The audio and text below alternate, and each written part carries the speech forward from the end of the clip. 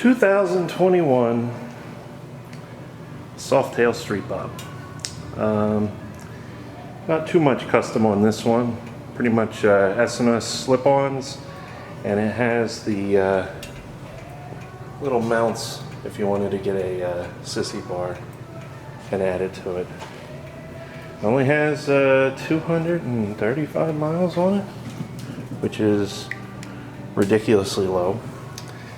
These white ones were kind of hard to come by this year. We didn't see too many of them, and it's a really neat looking color. It's got that neat black to gray fade on the tank. It's in excellent shape. I mean, it's barely even been ridden.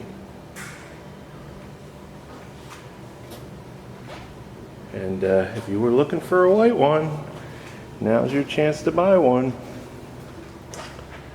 So give us a call, take it for a test ride.